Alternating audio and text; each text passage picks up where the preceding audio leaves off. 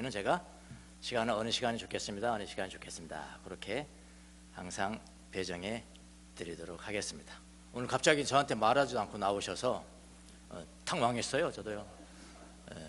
나한테 말했으면 더 좋은 시간을 내가 내드릴 텐데, 다음에 한번 저기 하세요. 그리고 자기가 가지고 있는 지식이 진짜 진리인지 아닌지는 이제 많은 사람들이 이제 평가를 해주는 겁니다. 딱 듣고 난 다음에 평가를 해주니까 그만큼 또 책임도 따르는 거예요.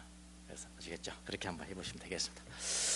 자, 오늘은 7장 우리가 들어가는데, 7장은 오늘로서 이걸 마칩니다. 7장이 굉장히 길어요.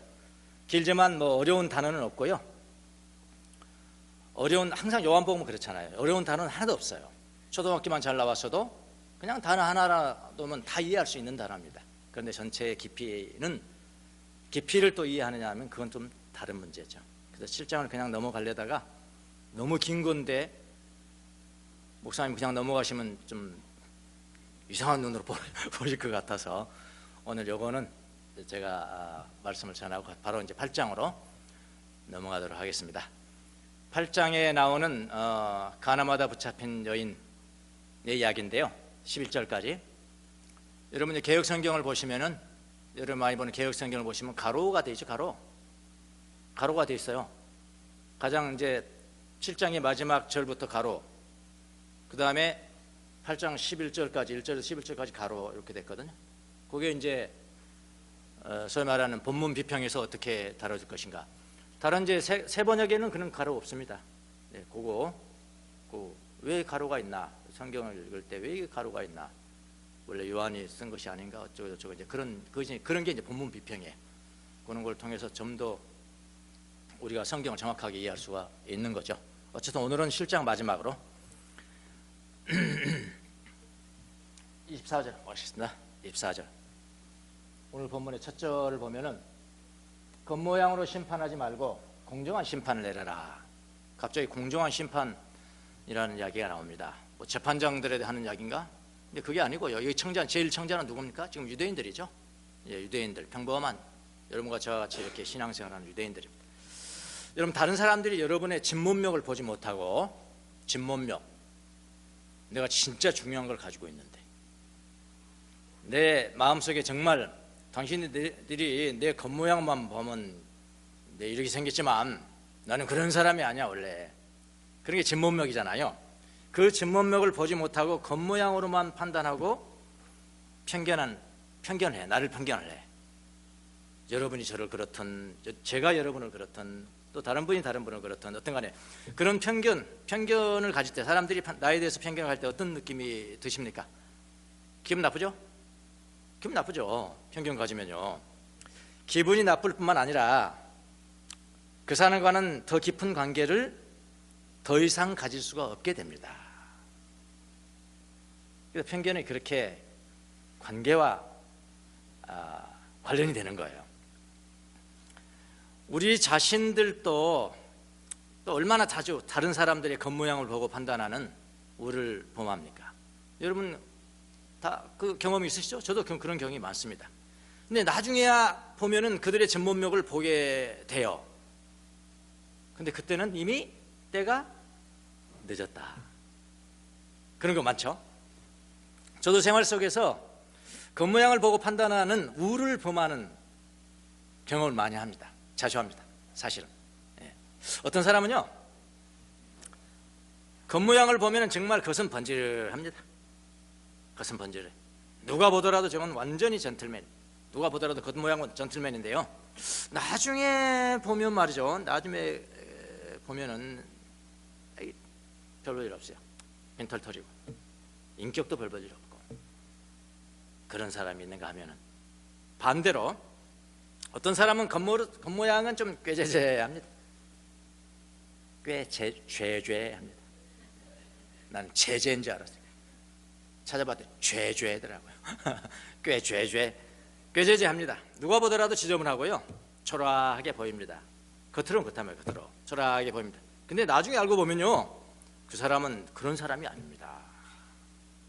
상당히 풍요로운 사람이고 인격도 됐고요, 인색하지 않고요, 그런 사람들이 있거든요.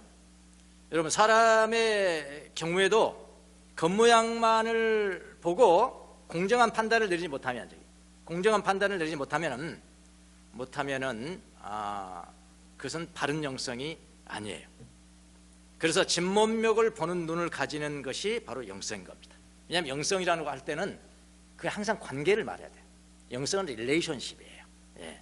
자연과의 관계가 제대로 세워졌다? 영성이 있는 겁니다. 사람과의 관계가 제대로 세워졌다? 영성이 있는 거예요. 내가 내 자신과의 관계, 자기 자신과의 관계 성립이 잘 안 되거든요. 평생을 열등감으로 살아가는 사람이 얼마나 많은지 몰라요. 자기 자신과의 관계가 제대로 설정된 사람, 영성이 있는 사람. 하나님과의 관계가 제대로 됐어, 영성이 있는 사람. 그러니까 영성이라는 것은 관계예요. 관계 맺는 능력이라고요. 그러니까 진면목을 보지 못하면 관계가 안 되는 거니까 영성이 없는 거죠. 그래서 사람을 잘못 보면은 어떻게 되냐? 어떻게 됩니까? 손해봅니다. 사람 잘못 보면 손해봅니다. 그러니까 사람을 오판하는 영성은 손해의 영성이라. 누가 한 말이에요? 제가 한 이야기입니다. 자, 사람을 오판하는 경우에는 손해 좀 보면 그만이에요, 사실은요. 그렇죠? 사람 좀 오판하면 손해 보면 그만이죠. 그러나 하나님을 향해서 겉모양만 보고 판단하는 경우는 어떨까요? 하나님을 오판했어. 그러니까 보이지 아니하는 하나님에 대해서는 그렇다 할지라도 보이는 하나님으로 하나님께서 보내주신 예수님, 하나님의 아들 예수님, 메시아, 그리스도에 대한 오판은 어떨까요? 그건 영적인 손해예요. 영적인 손해는 여러분 치명적인 겁니다. 이 땅에 좀 손해보는 것은 순간적이에요. 영적인 손해는 치명적입니다. 영원한 것입니다. 그래서 예수님에 대한 올바른 공정한 심판을 해라. 이거는 명령입니다. 누구의 명령입니까? 예수님의 명령. 친히 말씀하신 겁니다. 공정한 심판해라 말이에요. 나에 대해서 공정한 심판해라. 그렇게 명령을 하시는 겁니다. 이 명령, 24절 이 명령은 유대인들을 향한 명령이에요. 직접적으로는요. 유대인들을 향한 명령입니다. 특별히 재판을 하는 사람들을 향한 명령이 아닙니다. 그냥 예수님 잘못 판단하고 예수님 잘못 보는 거예요. 그런 지도자들, 예수님을 부정하는 평범한 사람들에게 내린 명령입니다. 그러니까 이 예수님의 이 명령을 재판을 하는 특별한 재판장이라든가 그런 명령이 아니니까 오늘날 살아가는 평범한 사람들, 여러분과 접니다. 예수님을 겉모양으로 판단하고 그분의 진면목을 부인하는 사람들, 여러분 가운데 있다면 그분이고요. 제가 그렇다면 저한테도 포함되는 거고요. 그런 사람들을 향한 명령이라고 보시면 됩니다. 그러니까 나하고 적용되는구나, 나에게 적용되는구나. 예수님을 겉모양만 보고 판단하지 않는 것, 정확한 판단이 뭐냐? 그게 공정한 심판입니다. 공정한 심판이라고 그랬습니다. 그래서 공정한 판단은 바로 예수님의 진면목을 본다. 예수님의 진면목을 본다는 것입니다. 그래서 공정한 판단은 바로 뭐라고요? 영성이죠. 바로 영성이에요. 바른 영성은 바로 직결되어 버리는 겁니다. 영성인 겁니다. 예수님에 대해서 공정한 판단을, 바른 판단을 내려야 예수님과 바른 관계를 가질 수가 있는 겁니다. 그러니까 예수님이 하나님께서 보내신, 하나님으로부터 오신 하나님의 아들, 하나님과 함께 계셨던 선제입니다. 2000년 전에 탄생하신 분이 아니에요. 그분은 그 이전부터 선제라고, 선제, 미리 계셨다면 미리 누구와 함께 계셨어요? 아버지 하나님과 함께 계셨단 말이죠. 이런 분으로 아는 것이냐, 예수님을 어떻게 아는 것이냐, 원래부터 하나님과 함께 계셨던 그분이 인류를 구원하시기 위해서 하나님의 아들로 2000년 전에 인간의 몸으로 오신 분이라고 판단한다면, 예수님을 볼 때 그렇게 판단하신다면 예수님과 어떤 관계를 가질까요? 이런 신적인 관계죠. 하나님과의 관계니까 신적인 관계, 신적인 관계가 될 거고요. 또 이렇게 판단합니다. 유대인들처럼, 여기 유대인들처럼 그냥 인간적으로 판단한다, 인간이라고 판단한다. 예수님을 좋은 분, 그냥 선지자 중에 한 분, 아주 훌륭한 분, 아주 우리가 본받을 만한 분은 정도로 판단한다면 예수님과의 관계가 어떤 관계예요? 그냥 인간적 관계. 여러분, 이 세상에 예수님을 나쁜 사람이라고 말하는 사람이 있습니까? 예수님을 나쁜 사람이야, 예수님 나쁜 사람이야, 그렇게 말하는 종교가 있냐고요? 없습니다. 이교도 그런 이교는 없어요. 이슬람이 예수님 욕합니까? 그렇잖아요. 이단도 없어요. 이단도 예수님을 욕하지 않습니다, 여러분. 이단이 예수님을 욕하고 부인하면 그건 그 이단이라 안 하죠. 이교죠, 이교. 이단은 다 예수님 가지고 나와요. 예수님에 대한 오판이죠. 오판이기 때문에 이단인 거죠. 여러분은 예수님을 어떻게 판단하고 계십니까? 예수님의 겉모양만 보고 판단하는 것은 아닙니까? 예수님의 모습을 보니 우리와 똑같은 모양의 사람이고, 팔레스타인 지역에서 태어났다며 2000년 전에 그냥 사람에 불과하다고 판단하십니까? 그 이상이십니까? 자, 오늘 본문을 통해서 예수님이 말씀하시는 공정한 판단, 공정한 심판이 무엇인가를 잘 배우시고, 유대인들이 그 편견을 가졌던 그 편견을 깨버리고 정말 정확하게 예수님을, 오늘 말씀대로 예수님에 대해서 공정한 심판을 내리는 그런 눈을 가지시는 시간이 되기를 바랍니다. 그 당시에 예수님 당시에 유대인들 중에는 세 부류가 있었습니다. 세 부류가요. 자, 첫 번째 부류는 뭐냐면은 예수님이 그 많은 이적을 행하셨잖아요. 표징을 행하셨고 기적을 행하셨고, 그 많은 이적들을 보고 뭐라고 생각했냐면, 비록 메시아가 온다 하더라도, 진짜 메시아가 온다 하더라도 이분보다 더 많은 기적을 행할 수는 없어, 그러고 믿었던 사람들이 첫 번째 부류고요. 이건 괜찮은 사람들이죠, 그래도요. 예. 두 번째 부류는요, 예수님이 행하시는 이적을 보고 어떻게 생각하냐면, 야, 모세 같은 선지자다, 모세 같은 선지자야, 모세 역할을 하실 분이야, 모세가 출애굽을 행하셨는데 출애굽을 다시 한번 하실 거야, 출애굽의 재현 다시 한번 하실 분이야 라고 판단한 거죠. 그런 부류, 이것도 그래도 긍정적이에요. 그래도 좀 잘못 보긴 했지만은. 세 번째 부류가 뭐냐면, 세 번째 마지막 부류가 뭐냐면은, 예수님이 이적을 행하셨다는 것은 알긴 알아. 예수님 말을 듣자 하니 소경을 고쳤고 안전병이를 일으켰고 문둥병자를 고쳤고 오병이어로 기적을 행하셨고 무리를 걸으셨고, 이거 다 알아. 들어서 다 알아. 그렇긴 한데 그것은 좀 부족하다. 그것은 좀 부족해. 여러 가지 기준이 있어. 이들이 말하는 메시아에 대한 기준이 있어요. 여러 가지 기준이 있는데, 이 기준을 갖다 대면은 예수는 메시아가 아니다, 메시아가 아니다라고 판단하는 부류가 있었습니다. 그래서 오늘은 메시아라고 판단하는 사람들에 대해서 우리가 뭐라고 하겠습니까만은, 그렇지 않았던 두 번째, 특별히 세 번째 부류, 자기들만의 메시아를 판단하는 기준이 있어요. 그 기준을 보고 예수님에 대해서 판단했단 말이에요. 그러니까 외모를 보고 판단했다. 그 편견에 대해서 살펴보도록 하겠습니다. 자, 그들이 가지고 있는 겉모양의 판단 기준, 첫 번째는 뭐냐면은, 그리스도는 기원을 모르게 오셔야 한다. 기원을 모르게 오셔야 한다라는 것입니다. 27절에 한번 보시겠습니다. 오늘 성경이 한 20절로 워낙 길기 때문에 전부 다 보지 않습니다. 아주 중요한 것만 척척 집어 드릴 테니까 나중에 성경을 보시면 이런 내용이라 그냥 일하실 거예요. 전부 다 볼 필요 없잖아요. 키만 탁탁 던져주면 되잖아요. 27절에 한번 보시겠습니다. 자, 세 번째 부류가 이렇게 이야기합니다. 우리는 이 사람이 누굽니까? 예수님이 어디에서 왔는지를 알고 있다. 어디에서 왔는지를 알고 있다는 거죠. 그 다음에 뭐라고 그러냐면은, 그러나 우리의 기준이 있는데 그리스도가 오실 때는 어디에서 오셨는지 아는 사람이 없을 것입니다. 이 말이 무슨 말입니까? 원래 그리스도는 기원을 모르게 오는 거야, 그런 이야기죠. 기원을 모르게 오는 거야. 그런데 이분은 갈릴리 나사렛 지역에서 왔잖아. 알고 있잖아. 어디서 왔는지 알고 있잖아.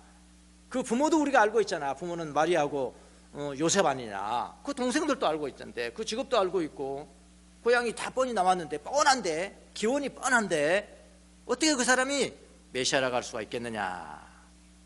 이런 기준이죠. 이런 기준입니다. 그래서 예수는 메시아가 아니라는 겁니다. 그리스도는 기원을 모르게 오셔야 된다. 근데 그 말은 옳습니다. 그리스도는 기원을 모르는 거예요. 이 말은 맞아요. 맞는데 그 기원을 모르게 오셔야 한다는 의미가 잘못된 거죠. 자, 기원을 모르게 오셔야 된다는 것은 초월해서 오셔야 된다는 이야기예요. 이 세상의 방법대로 사람이 태어나는 게 아니라는 거예요. 초월해서 오세요. 하나님의 방법으로 오셔야 되는 거예요. 초월해서 오셔야 된다는 그런 의미라는 것을 간과했습니다. 예수님이 어떻게 오셨어요? 이 세상에요? 초월해서 오셨어요. 예, 마리아의 몸에 태어났죠. 아버지가 요셉이죠. 근데 요셉과 마리아의 혼인 관계를 통해서 이 세상적 육체적 방법으로 그분은 오신 분이 아니라고요. 동정녀 마리아, 처녀 마리아의 몸에서 성령으로 잉태하셨다니까요. 그러니까 기원이 어딥니까? 하나님이에요. 기원을 모르는 거예요. 쉽게 말하면 기원을 모르는 겁니다. 기원이라는 것이 초월적인 것입니다. 동정녀 마리아에게서 태어난 겁니다. 이거 부인하면은 이단이에요. 어떤 면으로든지 교묘하게 부인합니다. 이걸 부인합니다. 그리고 이단 그러면 여러분 다 비윤리적인 단체라고 생각하면 큰 오해입니다. 이단 중에서 윤리적인 단체가 있고 비윤리적인 단체가 있어요. 비윤리적인 그건 두말할 것도 없고 나쁜 사람들이고, 윤리적이에요. 굉장히 우리보다 훨씬 더 윤리적입니다. 여호와의 증인 같은 경우는 여러분 진짜 본받을 만합니다. 얼마나 정직한지요. 거짓말하면 큰일 납니다. 거짓말하면 큰일 나요.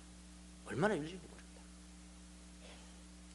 그렇다고 하나님 앞에 용납되는 것은 아니에요. 그리스도의 신성을 부인하는 것입니다. 기원을 모릅니다. 예수님은 그렇게 태어나셨어요. 동정녀 마리아에게서 성령으로 말미암아 태어나셨습니다. 세상의 육신을 초월해서 태어나신 분입니다. 이게 바로 기원을 모르는 거예요. 기원을 모르는. 자, 창세기를 보면 기원을 모르는 사람이 한번 나오십니다. 누굴까요? 사람이 보이는데 눈으로 보이는데 기원이 없어. 기원이. 고향이 어디요? 어디서 온 거예요 이거?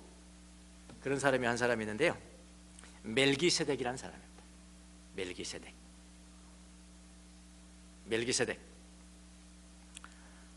아브라함이 전쟁에서 승리하고 전리품을 가져오죠. 그 앞에 나타난 사람이 멜기세덱입니다. 멜기세덱을 딱 보고 아브라함이 보고 그냥 알아보죠. 그가 누군지 그냥 알아봤단 말이에요. 멜기세덱 천사 아닙니다. 딱 그만 알아보고 거기에 무릎을 꿇죠. 바로 무릎을 꿇어요. 꿇고 절하고 전리품 중에 10분의 1을 멜기세덱에게 바칩니다.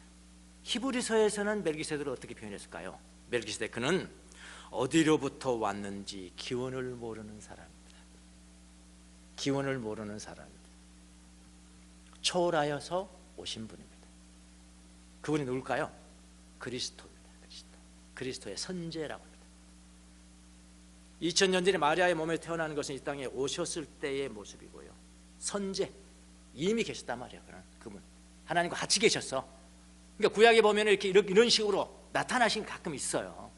또 어디에 있을까요? 또 어디에? 사람으로 인자가 나타나십니다. 다니엘 아시나요? 다니엘과 친구들 3명이 우상에게 절 안 한다고 해가지고 막 풀무 아시죠? 새 저거 하는 거 있잖아요. 그 뜨거운 곳에 넣어버리잖아요. 죽이려고 넣어버린다. 근데 다니엘을 사랑하는 왕이 보니까 풀무에 3명을 넣었는데 3명이 아니고 몇 명? 4명이 있는 거야. 4명이 있는 거야. 3명을 넣었는데 저 한 사람은 누구지 저거? 그분이 누굴까요? 그리스도입니다. 그래서 선제자, 선제. 예. 그래서 살았어요.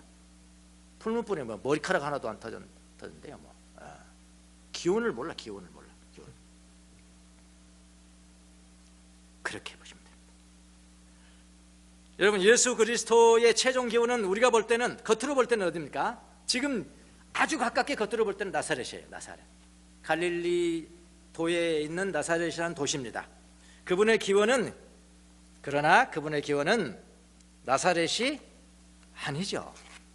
유대인들이 왜 그렇게 보는지 모르겠어요. 그게 보는 눈이 없는 거예요. 보는 눈이. 여러분, 본질을 보는 눈이 영성이에요. 예, 보는 눈이 없는 거예요. 그분의 기원은 하늘 아버지로부터 오신 분입니다. 여기서 지금 몇 번 말하시잖아요. 내가 누구로부터 왔냐? 그분으로부터 왔다. 그분으로부터 왔다. 만약 여러분이 예수 그리스도를 그렇게 판단하셨다면 공정한 판단입니다. 자, 두 번째, 그들이 가지고 있는 겉모양의 판단 기준이 두 번째 뭐냐면은, 그리스도는 다윗의 후손이 한다. 그리고 고향이 베들레헴이어야 돼. 만약 왔다 하더라도. 그렇게 해요. 이 42절 보십시오. 42절. 42절.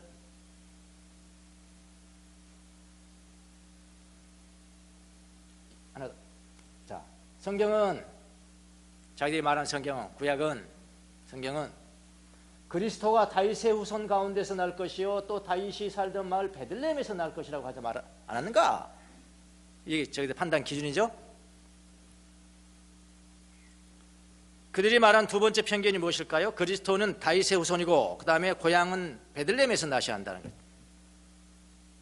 그런데 여러분, 자기들이 볼 때는 예수님은 요셉의 후손, 나사렛에 났으니까 요셉의 후손이고 나사렛에 났네 하니까 그리스도가 아니라는 거죠.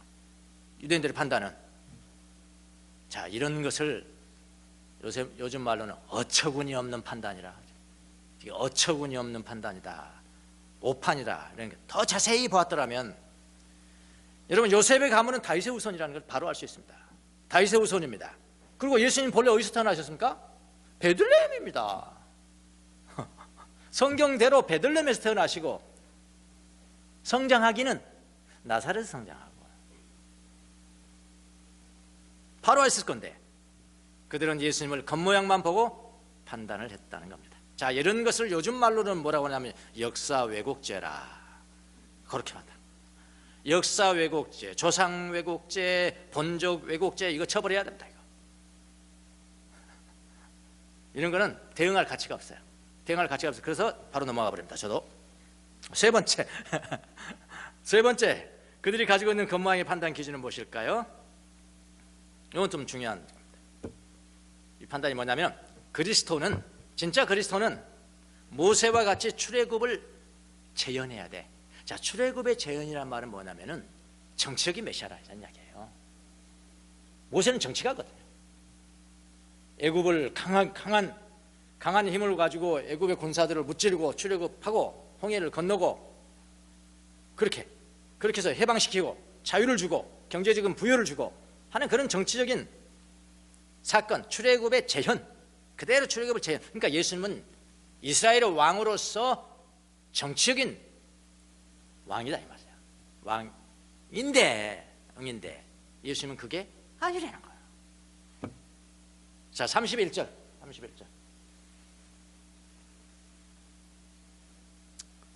성경을 이렇게 쭉 보여드리는 이유는, 제가 전하는 말씀이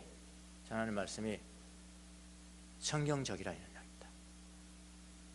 성경 뭐 저기 창세기 갖다 놓고 요한계시록 갖다 여기저기 갖다 놨다고 성경적이 아니고, 성경에서 진리가 끌어나와야 돼.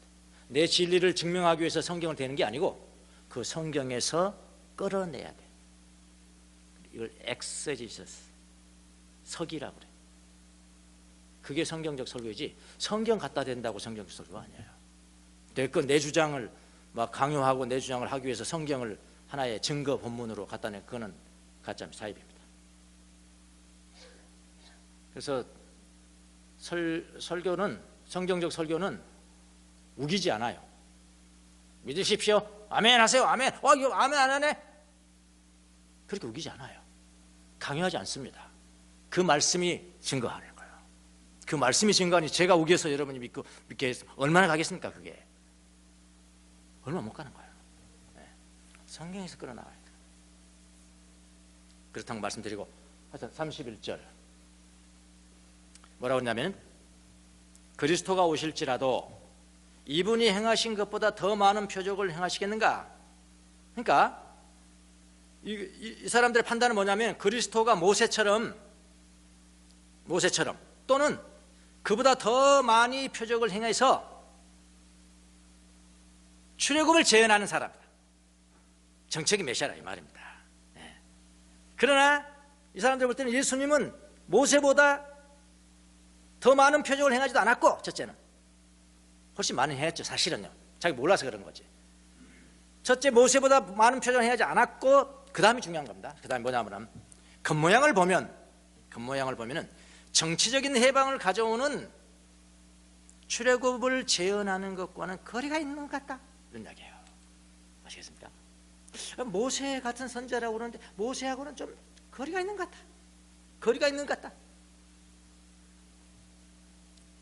거리가 있는 것 같다는 판단은 무슨 말일까요? 이게 아주 쉽게 말하면 약하다.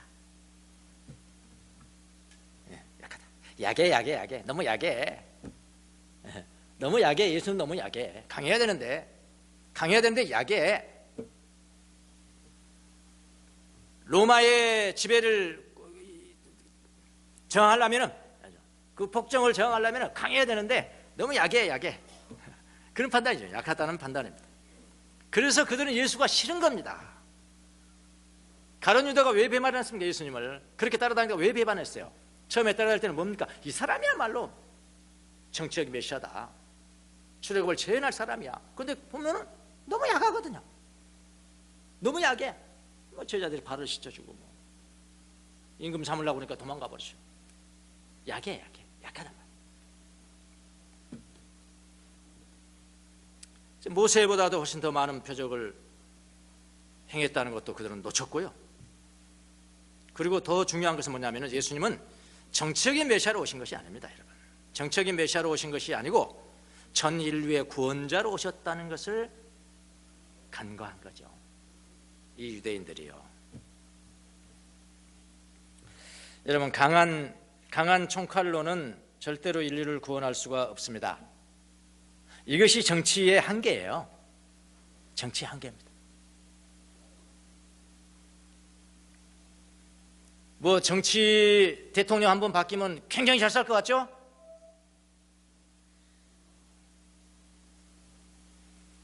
오해입니다. 지금까지 대통령이 돼가지고 갑부되고 나 살만해졌어. 대통령이 새로 되더니 뽑았더니 경제적으로 나 살만해졌다라고 말했던 세대는 없었어요. 없었습니다. 이 정권 가고 다른 정권 오면 정치적으로 어떻게, 경제적으로 어떻게 되겠어요? 다 그건 환상입니다. 환상. 정치의 한계입니다.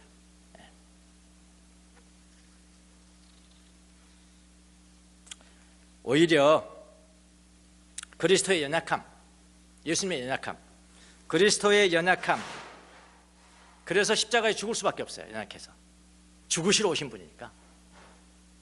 십자가에 죽으시러 오신 분이니까 연약하죠.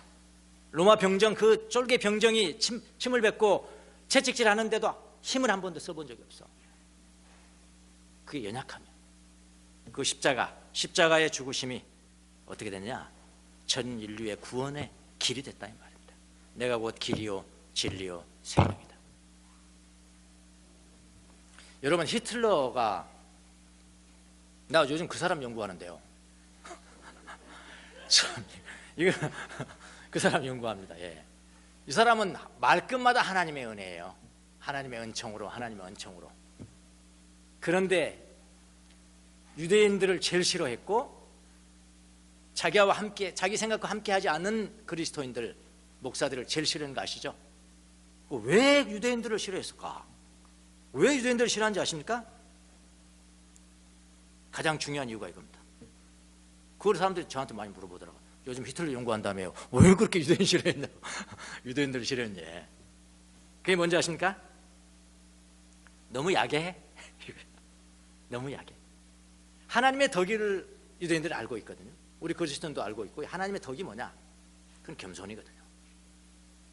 겸손과 온유거든요. 나서지 않거든요. 교만하지 않는다 이 말입니다. 허세 부리지 않는다 이 말입니다. 알아도 모른 척 하는 거예요.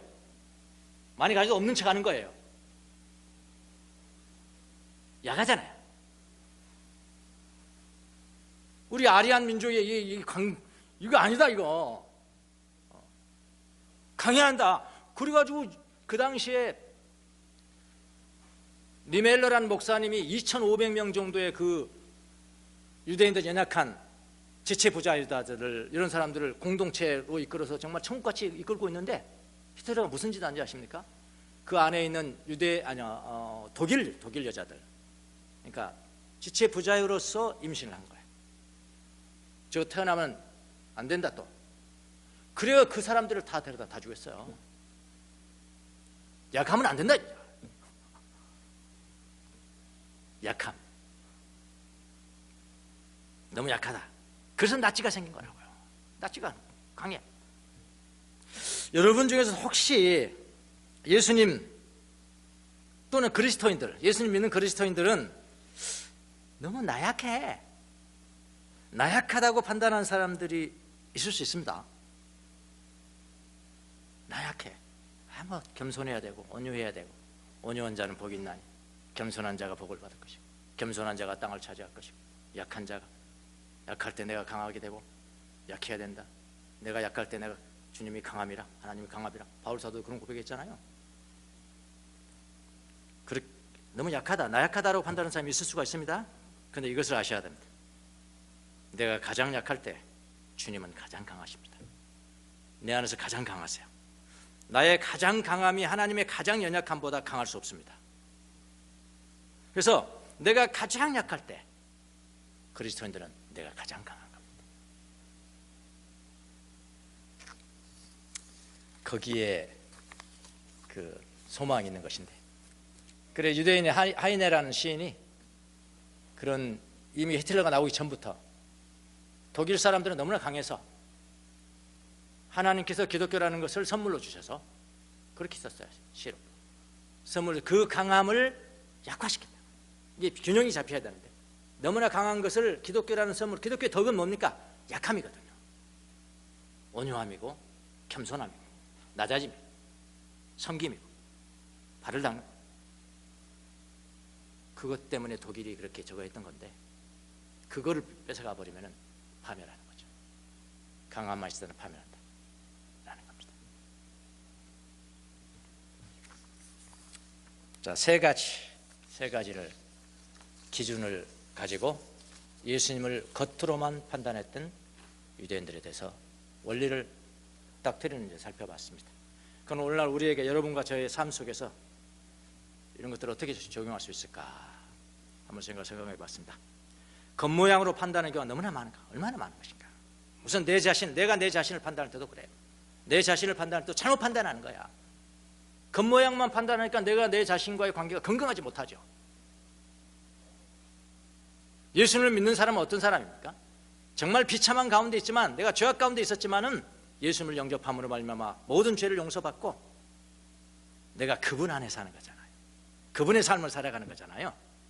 그러니까 겉모양만 보시면은, 근데 일평생 열등감 가지고 살아가는 사람이 있다니까요. 근데 진문목을 보셔야 돼. 내 진문목은 뭐라고요? 나는 비참할 수밖에 없는 존재지만 그러나 내 중심 가운데 그리스도가 계시다.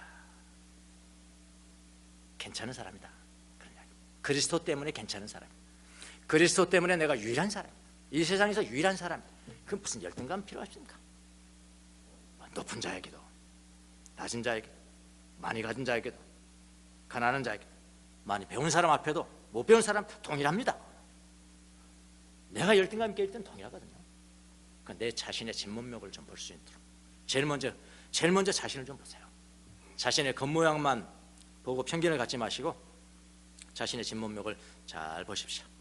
다른 사람 판단할 때 어떻습니까? 겉모양 보십니까? 어떤 분들은 그냥 그러니까 막 열심히 하는 걸 보여주는 걸 좋아하는 사람들이 있어요. 그러니까 막 목사님 앞에서만 막 열심히 하는, 목사님 조금 소원한다, 그러면 자기 막 삐져가지고 그럼 목사님 제가 뭘 보상해 줄 수 있습니까? 여러분에게 제 앞에서 열심히 하는데 뭘 보상해 줄 수 있겠냐고요. 제가 진정한 보상은 하나님이시잖아요. 주님 앞에서잖아요. 잘 판단하셔야 돼요. 저는 지나치게 잘 판단해요. 그걸. 무슨 말인지 모르시는 지나치죠. 그래서 잘 칭찬을 안 해요. 그러니까 어떤 분은 와서 저한테 그 서운하다고 그러더라니까. 서운하다.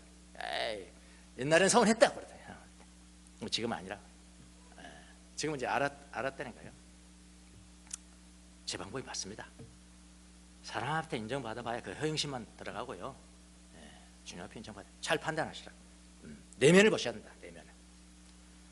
어린이들은 어떻게 보세요? 어린이들. 저는 요즘 어린이에 대한 편견을 많이 깨고 있습니다. 어린이에 대한 편견을 진짜 180도로 깨고 있습니다. 저 은퇴하고 난 다음에요, 할 일이 생겼습니다. 비전을 가졌습니다.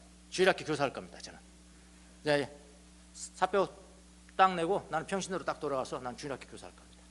그 막 소망을 주시는 거, 비전을 주시는 거. 어린이들은 저는 예전에 이렇게 생각했습니다. 부모가 없으면 이건 쓰러져야 돼. 그런 연약한 존재.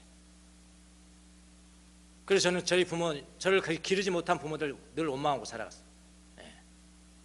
그때 나를 잡아줬어야지 말이야. 이렇게 생각하고. 그런데 요즘 많이 달라졌습니다. 제가 요즘 그 책을 하나 읽고 있는데요. 어린이 제목도 특이해. 어린이, 그 다음에 교회, 그리고 선교. 이 책은 이제 컴패션에서 저한테 줬는데 한 400페이지가 됩니다. 400페이지가 되는데 딱 보니까 어린이가 제일 앞에 나오니까 뭐 애들이 약하니까 잘 돌봐주란 이야기구나. 읽어보나 뻔하지 뭐 이거. 그리고 그냥 책 꽂아 넣어놨어요. 그럼 읽을 필요도 없잖아요. 제 기준으로 본다면 어린이들이 뭐 연약한 존재라는 게 잘 봐달라는 이야기구만. 그냥 그 당시에는 저는 어떻게 생각했냐, 조금 어린이 사역을 좀 강조한다면은, 어린이들 여러분 사역 잘하면은 부모들이 교회에 나옵니다. 그러면 교회가 부흥됩니다. 교회가 부흥된다니까 어린아이들을 중요시 여기라 이거예요. 그 어린애들 잘 가르쳐 놓으면요, 크리스마스 때 이렇게 뭐 무용도 하고 뭐 우리를 즐겁게, 어른들을 즐겁게 해주고 얼마나 좋습니까? 그렇기 때문에 어린이들을 사역이 중요합니다. 뭐 그 정도. 네, 요즘 많이 얘기하고 있습니다. 그 책을 통해서 나는 많이 배웠는데요. 왜 있게 됐냐면 제가 지금 북한 선교 교사 2기 강의를 받고 있거든요. 1기 강의를 받는 사람만 2기를 하는 거예요. 거기에 보면은 과제가 3개가 있는데 하나가 뭐냐면은 그 책을 필독하고 독후감 쓰는 거예요. 나 이 나이에 독후감 쓰게 되겠습니까 지금? 그래서 독후감을 쓸 목적으로 본 거예요. 뭐 중요한 책이니까 내가 한번 봐야 되겠다, 그게 아니고 독후감을 쓰기 위해서 책을 보는 거예요. 봤더니 근데 그 양반이 이제 그 컴패션의 국제 아주 중요한 역할, 교육을 담당하는 박사인데 성교학 박사입니다. 플로에서 성교학 박사. 그러니까 성교를 알고 신학적, 성경적, 그 다음에 어린이 사역을 하기 때문에 그야말로 체험적 지식이 있는 사람이잖아요. 신학적, 성경적으로 그 자기 주장을 피는데 굉장히 저를 설득을 해요. 동의를 하고 제 마음속에. 그러니까 어린이라는 게 뭐냐? 그냥 나약한 존재가 아니라는 겁니다. 여러분 성경 보면은 예수님이 제자들에게 분노한 경우는 별로 없어요. 제자들을 향해서 믿음이 없으니까 탄식하셨죠. 탄식은 많이 하셨는데 앵그리한 적은 별로 없다. 앵그리한 적은 유대인과 바리새인들을 향해서 앵그리했잖아요. 그런데 제자들에게 분노한 적이 있습니다. 제자들이, 어린아이들이 예수님 앞에 막 가려고 그러니까 그걸 막았어요. 그러니까 뭐라고 그러나, 예수님이 분노했다. 그들이 나에게 오는 것을 막지 말아라. 하나님의 나라는 그들의 것이다. 그리고 이분은 신학적으로 어린이들은 그냥 나약하고 의존적으로 살아가야 되는 그런 존재가 아니래요. 태어나자마자 가장 하나님을 수용적, 예수님을 받을 준비가 돼 있다. 수용적, 그 다음에 개방적, 모두에 문이 열려 있는 거야. 그러니까 하나님의 음성을 가장 잘 듣는데요, 하나님을 가장 잘 본대요, 어린아이들은 어릴수록. 그런데 중요한 게 있습니다. 그 개방성, 수용성, 그거를 가르쳐서 뭐냐면 내재적 초월성이라. 어린아이들에게는 내재적 초월성이 있도록 하나님께서 창조하셨다. 내재적. 그러니까 본래 걔네들은, 어린아이들은 아주 초월성이야. 하나님을 금방 봐요. 하나님 성 금방 붙고요. 뭐 시켜도요 교만하지 않고요, 뭐 했어도 교만하지, 절대 허영심 없어요. 하나님의 나라는 그들의 것이다, 그런 표현이거든요. 그런데 이것은 가장 깨지기 쉽다. 누구 때문에? 어른들 때문에, 부모들 때문에 깨지기 쉽다. 너무나 맞는 말이죠. 그래서 어린아이들을 바라볼 때 독립적인 온전한 내재적 초월성을 가진 온전한 영혼으로 봐야 된다. 그렇게 가르치더라고요. 저를 깼어요. 그때부터 저는 달라지기 시작했어요. 어린아이들 볼 때도. 어제도 3명을 보는데 그냥. 그래서 저희 집에서 가장 영적인 놈이 어떤 사찬입니다. 가장 영적인, 그때부터 제가 인정을 했어요. 가장 영적인은 저다. 요즘에 이제 둘째들 합쳐가지고 승리, 4살짜리, 얘가 가장 영적인 자다. 어제 3명 보내러 힘들었어요. 막 싸우고. 그러니까 첫째, 둘째, 셋째 있으면은 셋째는 도전적이잖아요. 셋째는 도전적이 어리고. 그러니까 둘째는 이걸 침략자로 알아요. 침략자 왔다 이거예요. 그래가지고 막 그냥 뭐든지 막 긴장해가지고 난리가 나요. 기도할 때도 여러분 한 놈 가지고 기도하잖아요. 똑같이 했어. 기도 해주세요, 이렇게 해주세요, 이렇게 해주세요. 둘째요 몰래 또 와요. 몰래 기도 한 번 더 해달라는 거예요 나한테. 와, 이러더라니까요. 그냥 막 싸울 때 되면 이놈들 그냥 뭐 요거 한 번 해주고 싶은데 그때 바로 생각나요. 제일 영적인 자가 누군지 아냐? 저 아이들이다. 맞지, 하나님. 제일 영적인 자가 저 아이들이다. 자, 우리 교회는요 이제 어린아이들 사역을 시작했습니다. 교회 부흥 안 돼도 괜찮습니다. 전 생각을 바꿨습니다. 예전에는 어린아이들 잘 가르치면 부모들이 교회 나올 거야, 그래서 교회가 부흥될 거야. 그게 안 괜찮아요. 교회 부흥되면 뭐 하랍니까? 돈 모아서 뭐 하랍니까? 또 몇백억짜리 지으랍니까? 그렇게 욕먹고도? 그건 아니잖아요. 어린애들 그 자체가 영혼이에요. 완벽한 영혼입니다. 가장 수용성 있고 가장 개방적이고 가장 초월적이고, 그 아이들을 우리가 하나님의 사람으로, 나중에 한번 책 읽어보세요. 선교 있잖아요. 선교사를 위해서 선교 사역에 참여하게 만든대요, 어린아이들. 지금부터도 그 방법이 다 나와 있어요. 편견 저는 버렸습니다. 그래서 우리 교회가 이제 어린아이들을 통해서 교회가 부흥되는 수단을 보지 않겠습니다. 교회가 수단들, 그건 놔두세요. 그건 놔두시고요. 또 절기 때 율동해서 우리 어른들을 좀 즐겨주는 수단, 그것도 안 됩니다. 저 다 가졌던 겁니다. 이거 사실은 그것도 안 됩니다. 독립된 온전한 영혼으로 봐야 어른들의 진문맥을 보는 것이다. 그렇게 저는 바꿨습니다. 전 말씀드렸습니다. 저 은퇴하면 주일학교 교사합니다. 카터 대통령이 왜 주일학교를 대통령이 되고서도 주일학교 교사를 했는지를 이제 알겠어요. 편견을 버려야 됩니다. 여러분이 닥쳐진 많은 사건들, 불행한 사건, 일어나지 말아야 될 사건, 이런 사건 저런 사건 어떻게 보십니까? 결국 내 영혼에게 유익을 주기 위해서 오신 그 허락된 것으로 봐야 돼. 이게 진문맥을 보는 것. 사건을 보는 눈. 십자가를 바라볼 때 어떻습니까? 저주입니까? 영광입니까? 십자가는 영광이에요. 근데 사람들은 저주라고 이야기합니다. 아니에요. 십자가에서 하나님의 뜻이 가장 분명하게, 가장 확실하게 나타난 것이거든요. 이게 영광이죠. 예수님이 십자가에 저주를 받았다 하지 마시고요, 예수님이 십자가에서 뭘 받으셨다? 영광을 받으셨다. 그렇게 하셔야 됩니다. 나가겠습니다. 진문맥을 보지 못하게 하는 편견은 건강한 영성을 해하는 겁니다. 해칩니다. 예수님을 겉모양만 판단하시면 치명적인 실수를 범하는 것입니다.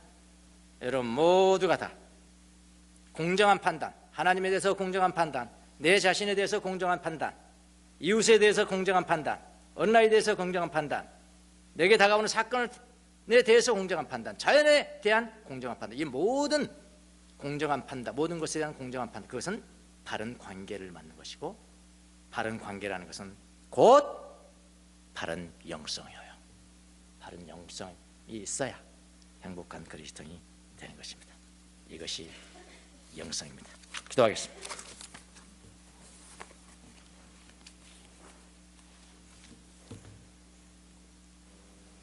하나님 감사합니다.